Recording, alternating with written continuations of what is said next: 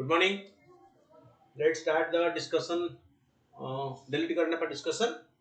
The first topic that we'll take up today, the Union budget for 23-24. Fine. The first topic is related to the Union budget for 23-24 and the issue of disinvestment in that. What is the disinvestment target? So before going to the topic,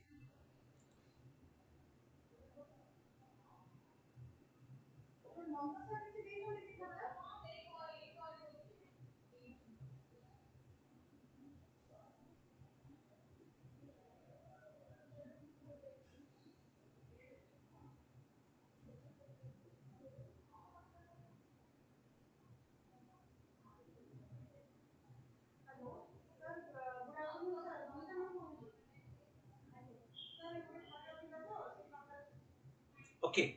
So in the economic reforms period, so in 1991, the LPG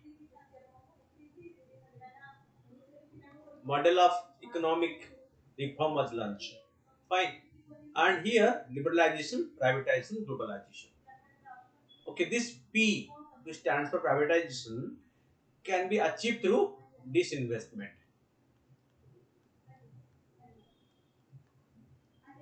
What it mean? Divesting government share from the PSUs.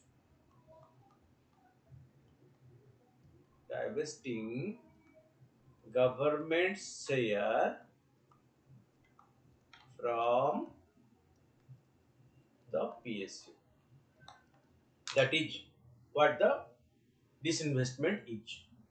And disinvestment is the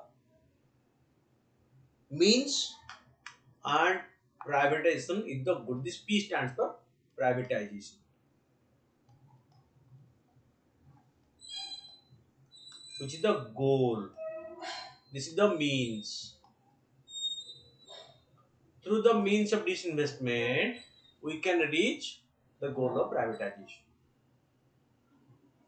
I hope it is clear for you right now. Government has set disinvestment target of 51,000 crore in 23-24. That means the proceed from sale of government share in PSUs and government aims to raise 51,000 crore. Okay, during 2023-24 financial year, down nearly 21%. This is less than 21% from the budget estimate of the current year and just 1,000 crore more than the revised estimate. Fine. So the previous year target was much higher.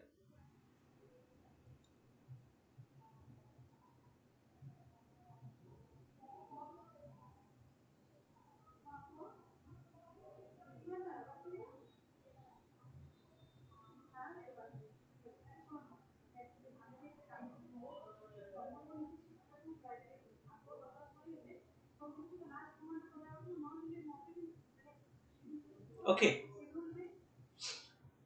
it is also the lowest target in 7 years. This 51,000 crore is the lowest. That means there is a time when 1.25 lakh crore target was set as this investment proceeds.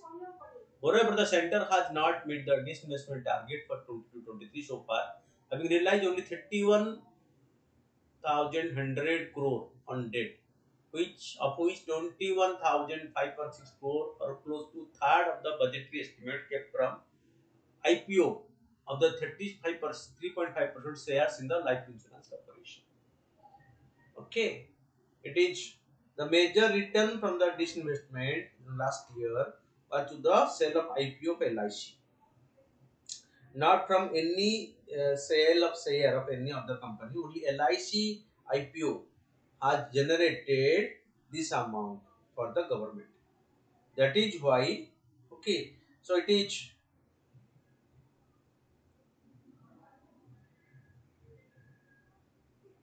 a big concern why this target is falling over the years. And for the last 7 years, this is the lowest. And for the last 3-4 years, government is unable to reach the target. What it is setting in the budget, how much it can raise from disinvestment. Disinvestment or divestment is in this context when the government sell its assets or subsidiary such as central or state public sector enterprises. Minority disinvestment, major disinvestment, and complete privatization are the three main approaches to disinvestment. What? Three. This disinvestment may be three different way: minority disinvestment, majority disinvestment, and complete privatization. On the provision of minority disinvestment, government retains a majority in the company, typically greater than 51%. Thus, management and control remain with the government hand. So, less than 51% of the share is sold to private parties, but in the minority disinvestment, government still retain 51% share. Government still retain 51% share. That means the control remain in the hand of the government. Okay. In the case of majority disinvestment, government hands over control to the acquiring entity but retains some stakes. Where okay, so government share fall less than 51%. So the management go to the private party. Okay, and in complete privatization, 100% control is given to the buyer. Fine. That means the company is outright sold to the private parties, and government don't keep any share in that particular company. Clear? Three: minority disinvestment, majority disinvestment, and privatization. Three different methods adopted as part of the disinvestment. Moving forward, okay, you see what the target. Okay, this is the at times the target. Okay,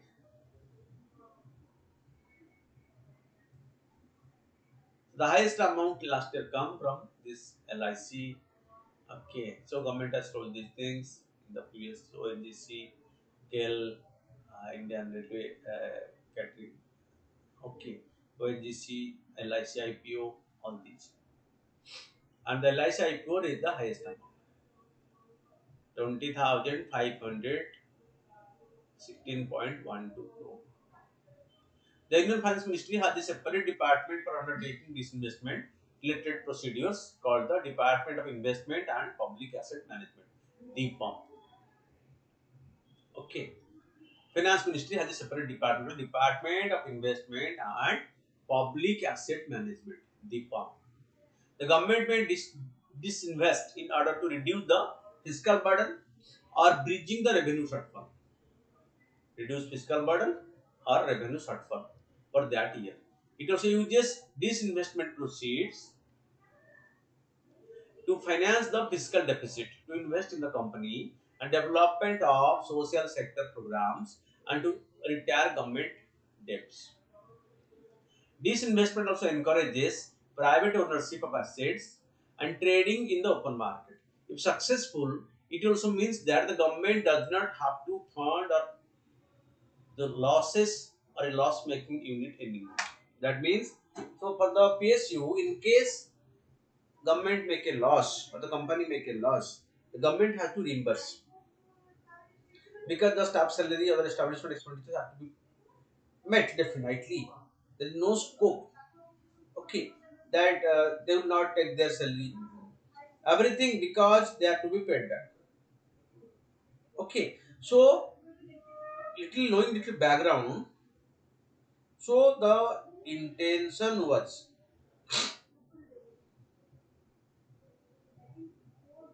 okay. The intention was so government created the PSU for what? For making economic development faster. Okay, but under state monitoring. But what happened? Okay, so after nearly 4 decades of implementation of planning and economic reform, so that private sector privatization, so that PSU that government control economy, it was realized that okay, so the PSUs instead of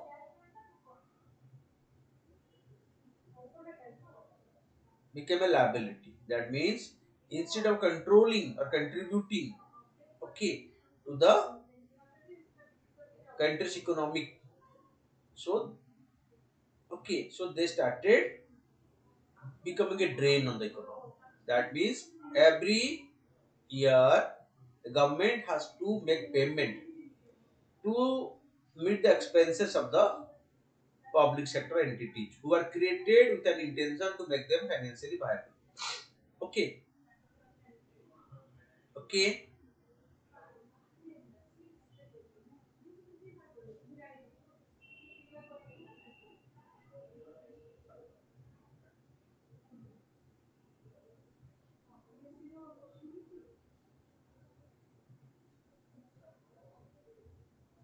okay. So the process of privatization started. As I told, three different means. So in a minority disinvestment, the government sell minority share. In a majority one, government sell majority share in a 100%. Government sell the entire amount and take the handed over to the private sector. It is handed over to the private sector. Fine.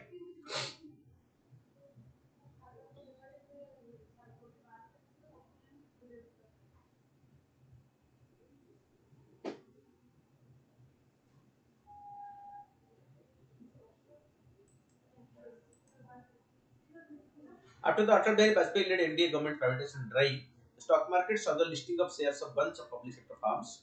Bold push for disinvestment of the public sector was expected soon after Prime Minister Narendra Modi assumed office in May 2014, announcing that the government has no business in business. Because the present Prime Minister declared that government has no business in business. Very popular catchword. That means so all the PSUs will be phasically privatized in course of time in a phase manner, because government made its intention very clear, okay, that so government has no business in business, government is only for governance, and so the private sector will look after its own activities. Fine, that is what was the new government policy. So keeping that in view, so this is the broad objective. Fine. The different central government over the last 3 decades have been able to meet annual disinvestment target only 6 times. Since 2014, the BJP-led NDA government has met its disinvestment target twice. In 2017-18, the government earned disinvestment receipt a little over 1 lakh crore as against target of 70,500 crore. Hello. Class of sir, okay.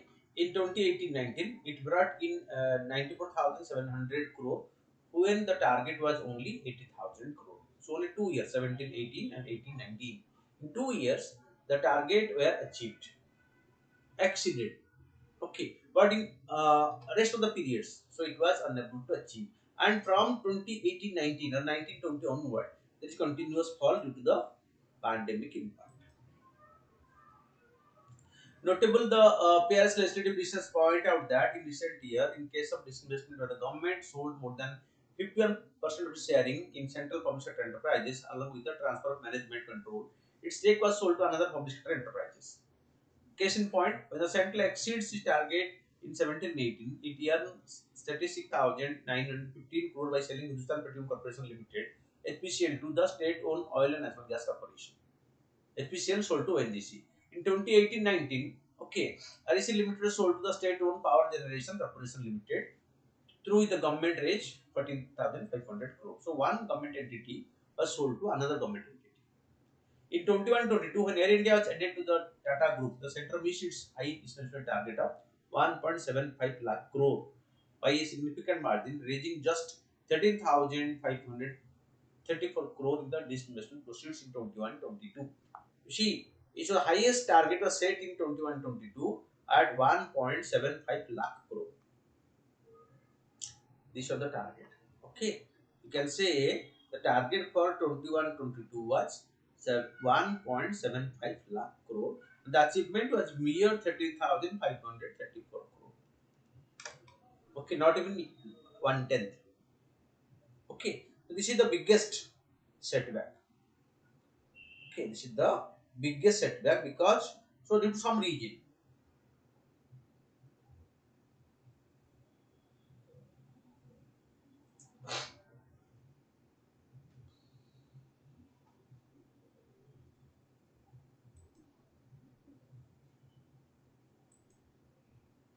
In the current year, a third of its budget estimate came from the delayed LIC IPO, which could have happened in the previous year if not for market volatility. With 31,106 crore in the secure as disinvestment proceeds so far and less than 2 months remaining in the current fiscal, the government is likely to miss the target. What are the CPSC likely to be divested in 22-23? The center is not going to add new companies to the list of CPSC to be divested in 23-24, and the aspirational disinvestment of two public sector banks and one general insurance firm announced in the budget 2 years ago will not be a part of the disinvestment plan either.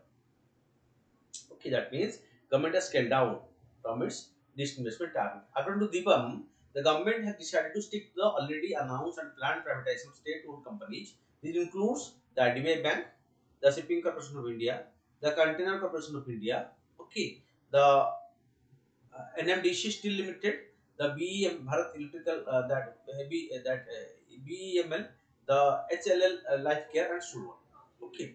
So, what has been the challenges of this investment? Observers point out that this investment should ideally be driven by the long-term vision of the government on the extent to which it wants to privatize the economy in the sector where it needs to retain a presence, and not by the need to raise revenue. However, of late, the government's reliance on this investment proceed to bridge the gap in the budget has been increasing. That means the gap between the target and the achievement each falling.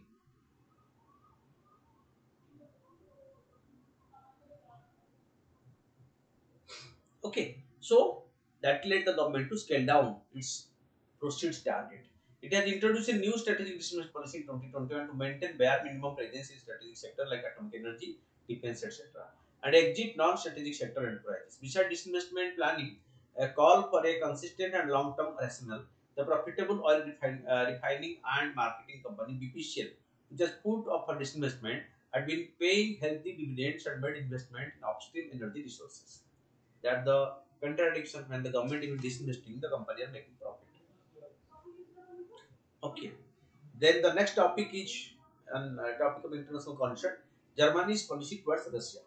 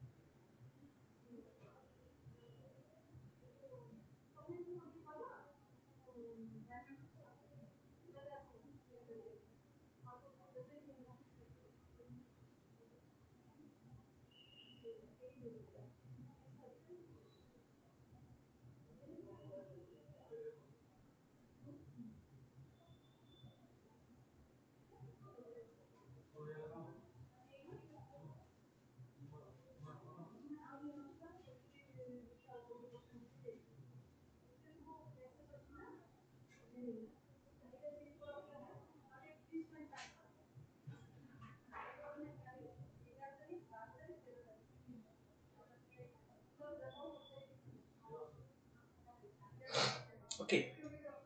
After a month of political debate, the German government announced recently that it would send Leopard 2 main battle tank to Ukraine. What?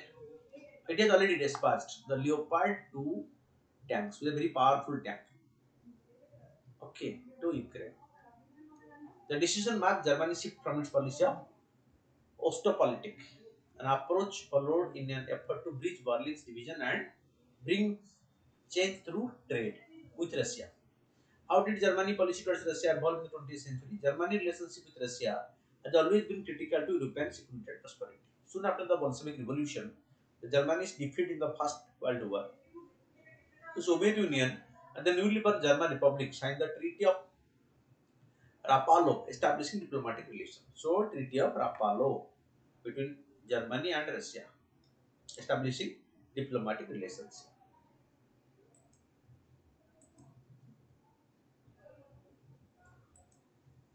In August 1939, a war cloud were hovering around Europe. Nazi Germany and the Soviet Union signed a non-aggression agreement, which eventually collapsed in 1941 when Hitler of Germany invaded Russia. After the Second World War, Germany was divided between the Soviet backwest Germany and US backwest Germany. Gradually in 71, with the adoption of Ostpolitik by the West German Chancellor Willy Brandt, significant economic interaction began between the two sides, means Germany and Russia. As a result of this policy, Germany signed an agreement and started importing Russian natural gas for the first time. So that's in 1971. Okay. After that, so beyond in the post 1971 period, Germany started importing natural gas from Russia. It is widely shared belief that economic interdependence would foster better political ties because both the countries are economically close, so that will lead to close political contact.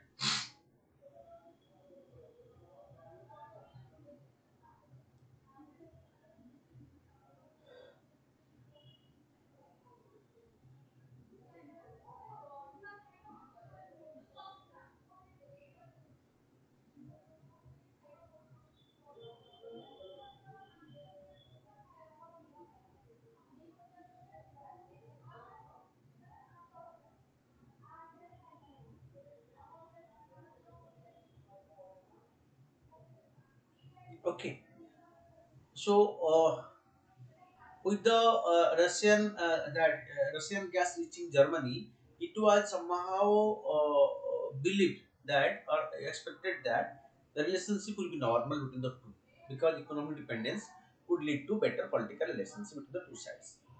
But about the post-Cold War period, the post-Soviet world, unified Germany doubled down on its efforts to promote ties with Russia. The efforts to promote political ties through the energy trade continued even as the Vladimir Putin and Gerhard Schröder rose to leadership in Russia and Germany respectively. Because Germany became unified by breaking the Berlin Wall, and unified Germany also became close to Russia in trade aspect.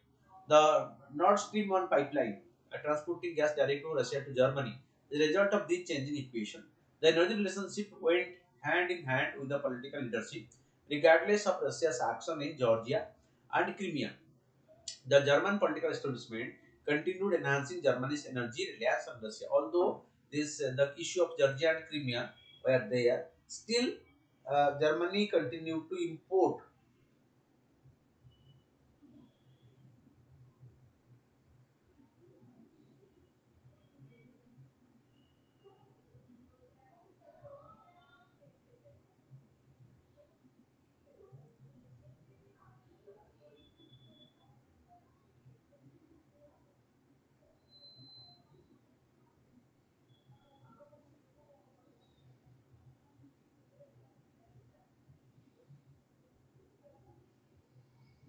Okay, so that means the in the era of this conflict, still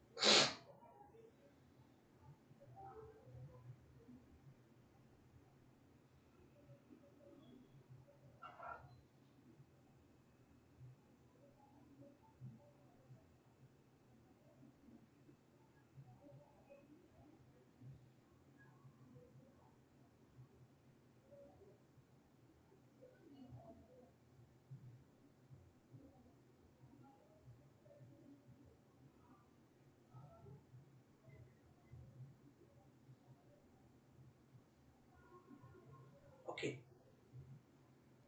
But why the change? As Russia invaded Ukraine in February 2022, Germany policy underwent fundamental shift. Chancellor Solj declared a war, a G10 one day.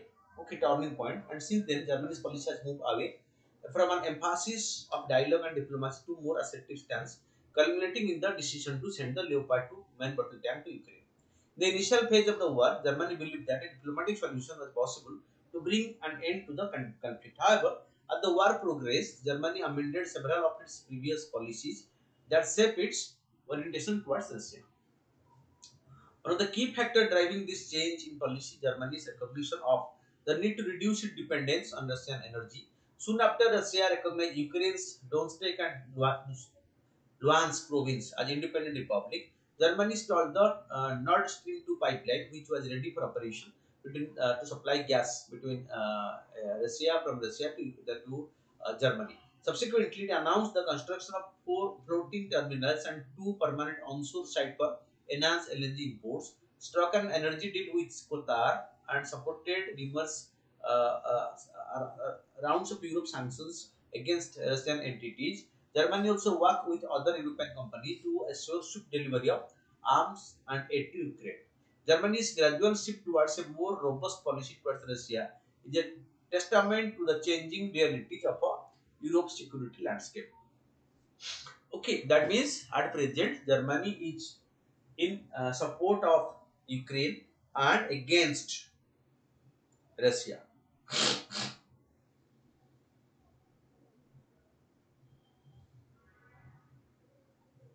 Okay, so the next topic is parliamentary speech expunged.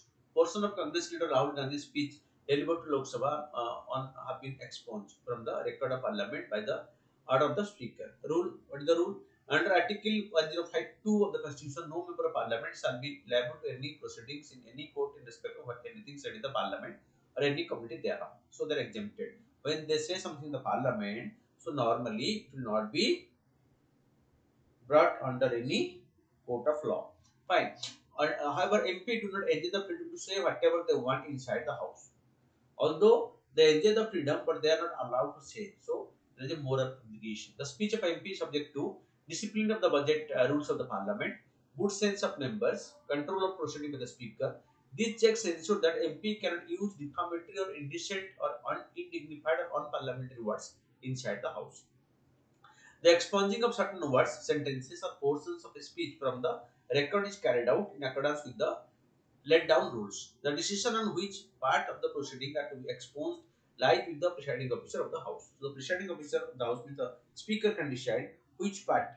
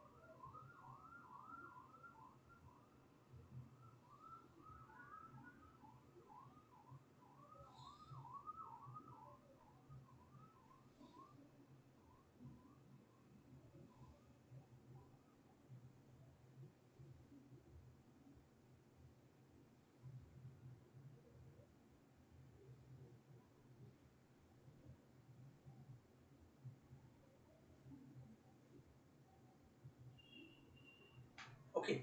The decision on which part of the proceeding are to be exposed lies with the presiding of the House, the Speaker of the House, in Lok Sabha, and the Vice Chairman, the chairman in the Rajya Sabha.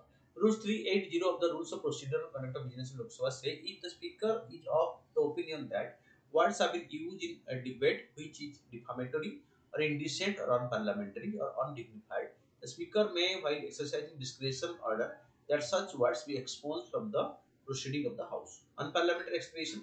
Over the years, a very large number of words, both in English and other Indian languages, have been found to be unparliamentary by the presiding officer of the both the houses. These unparliamentary expressions are kept out of the parliament's records. The Lok Sabha Secretariat has brought out a bulky book of unparliamentary expressions. The book contains words or expressions that could likely to be considered rude or offensive in most cultures. Addition to expunge a word, if a member uses a word that could be unparliamentary or indecent, the head of the reporting section send it to the speaker or the presiding officer, citing relevant rules and procedures with a recommendation to expunge them. The speaker has the discretion under Rule 380 to expunge the word or usage. When the speaker expunges the words or usage, it comes back to the reporting section which remove this word from the records. Expunged portions are considered easy to exist in the record of the parliament, and they can no longer be reported by media houses, even though they may have been heard during the live telecast of the proceeding, because you have Lok Sabha TV, Rajya Sabha TV, right? The next topic is about the Mantri Matru Yojana. Under Mantri Matru Yojana, case incentive of 5,000 provided directly to the bank account or post office account of the beneficiary in direct benefit transfer, mode to first child. Information given to Lok Sabha. It is a maternity benefit program being implemented in all districts of the country with effect from 1st January 2017. It is a centrally sponsored scheme being executed by the Indian Finance Minister. Okay, Ministry of Women and Child Development.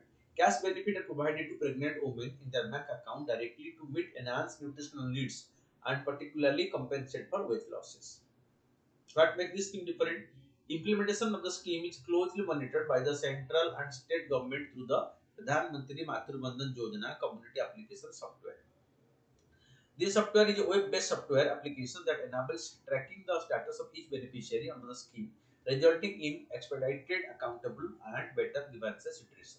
Who are the beneficiaries? All pregnant women and lactating mothers, excluding those who are in regular employment with the central government or the state governments or PSUs, or those who are in receipt of similar benefits under any law of the time being in force. All eligible pregnant women and lactating mothers who have their pregnancy on or after 1st January 2017 for the first child in the family. Who are the benefits under the scheme? Beneficiary receive a cash benefit of 5,000 in 3 installments on fulfilling the following conditions: early registration of pregnancy, antenatal checkup, registration of the birth and child, and complete of the first cycle of vaccination for the first living child of the family.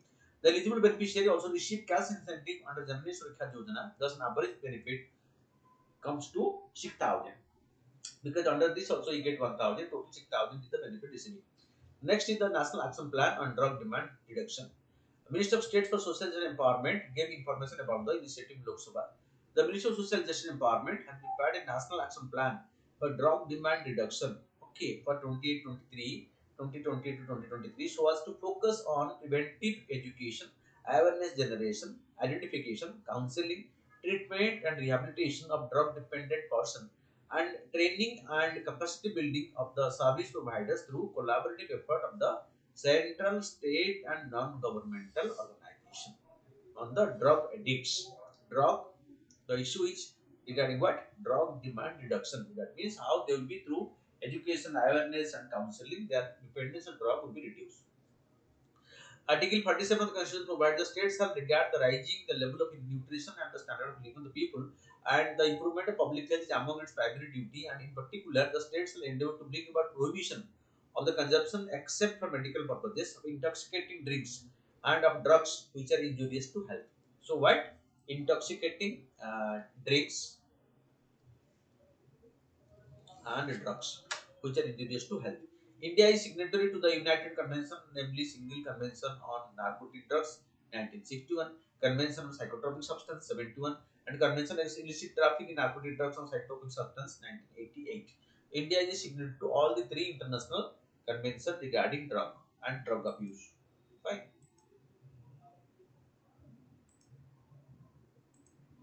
The Government of India has enacted the Narcotic Control and Narcotic Drug and Psychotropic Substance (NDPS) Act in the year 1985 to make stringent provisions for the control and regulation of the operations relating to narcotic drugs and psychotropic substances. The Government of India has also brought out a national policy on narcotic drugs and psychotropic substances in 2012 to serve as a guide to various ministries, departments, state governments, international organs, NGOs, okay, etc. The reasset India's commitment to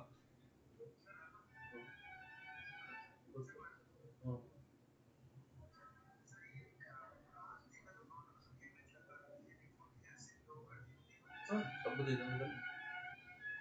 कौन capital को देबे ना capital ना दे कटक में पंदर कटक से तो online account ही आसो ता किछ नहीं सब अकाउंट कटक को जने आसले कौन सब जने आसले तो जहां जहां बिल हम सब प्रस्ताव कोती करी तो अपन दिन तो दे दो दे दे दो से सब अकाउंट को ही पैसा आसो अपन अकाउंट नंबर देले पैसा आसो से पैसा ना आसो से अपन जेबेटू कैंपस सब सब थियो पैसा ready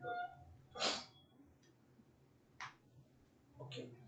The government of India has also brought out national policy on narcotic drugs and psychotropic substance in 2012 to serve as a guide to various ministry, departments, state government, international organizations, NGO, etc., and to reassert India's commitment to combat the drug menace in a holistic manner.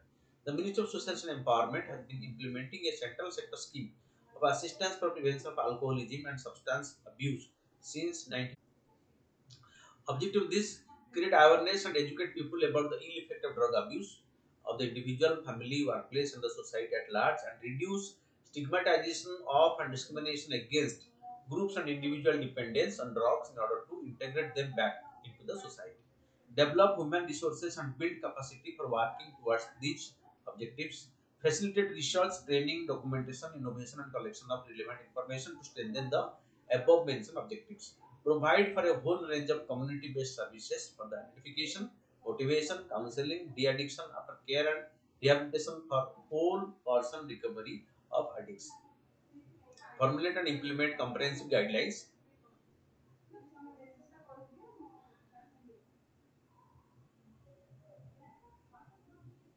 schemes, and programs using a multi-agency approach for drug demand reduction. Undertake drug demand reduction efforts to address all forms of drug abuse. Alleviate the consequences of drug dependence among individuals, family, and society at large. The following components are admissible for financial assistance under the this particular program: prevention, preventive education, and awareness generation, capacity building, treatment and rehabilitation, setting equality standards. Focus intervention in voluntary areas, skill development, vocational training and livelihood support of ex-drug addicts, survey, study, evaluation, research and innovation on the subject covered under the scheme. Program for drug demand reduction by the state and union territories, program management, any other activity or item which will augment, strengthen the implementation of the National Action Plan on Drug Dependence Reduction. Okay, NAPDDR. National Action Plan on Drug Dependence Reduction.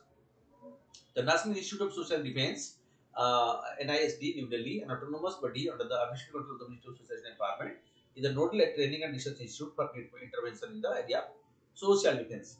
Okay, so and they also work in the drug demand reduction work.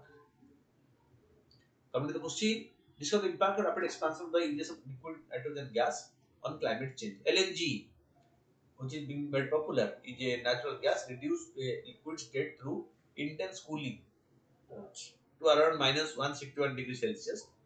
The war in Ukraine and the potential fuel shortage in countries like Germany, this winter have brought the use of gas into the spotlight. However, ramping up fossil gas production and exporting it as LNG is a threat to the climate. Impact of LNG on climate change. LNG emits about as much greenhouse gas as coal, methane from fossil gas production may make LNG about as bad a greenhouse gas emitter as coal. Large volume of methane can be released while fracking, the process of extracting gases from the shale rocks. Methane is an immediate climate threat. Methane constitutes a substantial fraction, 9 to 14% of the global greenhouse gas emission from exported LNG. Methane persists in the atmosphere for less than the carbon dioxide that trap much more heat. This makes LNG export and the continued and potential increased gas use a more immediate climate threat. An energy intensive process, the cooling, liquefying and transport process as well as the post transport gasification procedure requires a lot of energy. For example, between 10 to 25% of the energy of the gas is lost due to the liquefaction process. Risk of high emission across the supply chain. Methane loss across the supply chain can also contribute to LNG high emissions. The numerous stages required to take the LNG from the wetland wellhead the market led to very high imported emission intensity in comparison to the pipe gas. That means pollution is everywhere, from the extraction to the transportation and the ultimate use. LNG exports have high social cost. On the way of quantifying the economic damages from climate change is to calculate the social cost of carbon. The process of exporting this gas overseas is a substantial contributor to LNG social cost. LNG project violate indigenous right. For example, the Canadian fossil gas and LNG export infrastructure is being built in violation of the indigenous rights. Fracking operations cut people off their own lands and pollute the water. According to climate expert, focusing on LNG for energy need is a short-sighted measure. Promoting energy efficiency and renewable energy power is a sustainable solution for the long term, which will have better cost, financial and environmental implications. LNG may be a temporary solution, but this temporary solution leads to lot of environmental pollution. Okay. Then coming to questions, the Minister of Social and Empowerment has been mandated to reduce drug demand. Under this National Action Plan on Drug Demand Reduction, the government has proposed to establish de-addiction centers at villages panchayat level in every country.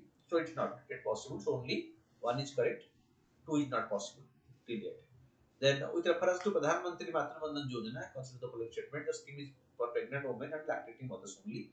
Okay, right. The central sector scheme is a centrally sponsored scheme. Fine. Where the center pays the entire amount.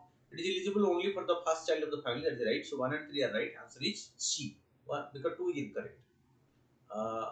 With reference to unparliamentary words, consider the following statement: there are phrases and words both in English and Indian languages that are considered unparliamentary.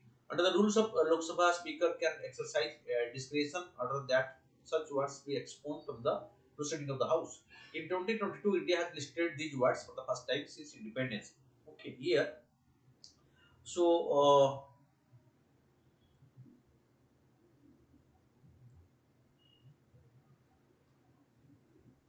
1 and 2 are correct. So, answer is A.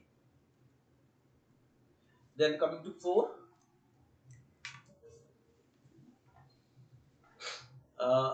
Osteopalic is related to Germany. Okay, Germany and Russia relation. Germany and Russia. That is the following statement: disinvestment involves selling minority shares of public enterprises to public or private entity. When the government sell majority share in public sector entity, that is strategic disinvestment. Under strategic disinvestment, the government transfers the ownership and control of the public sector entity to another public sector entity, and the private sector is not involved here. So here only, so 1 and 2 are correct. 2 is not correct. 3 is not correct because so it is sold to the private sector, not only to the government but to the private sector. With reference to National Commission for Safai Karmachari, consider the following: National Commission for Safai Karmachari Act 1993 defines Safai Karmachari. National Commission for Safai Karmachari is a statutory body. Fine. Here only 1 is correct, 2 is not correct. Okay, it's not a statutory body. It is just created. Mission Antyodaya Survey 2023 has been launched by which of the following ministry? Launched by the Ministry of Rural Development. Okay, so A. Operation Narcos, the Operation Ahat, often mentioned in the news, are related to the Railway Protection Force on this narcotics and other issue transportation in the train. As per a Mission Life Awareness Program, which of the following organizing online green talk the Gyan Vigyan or whom? It is by the Ministry of Environment, Forest and Climate Change.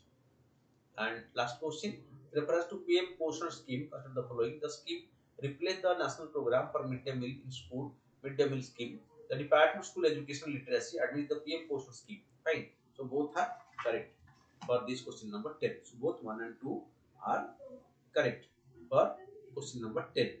Fine. So this is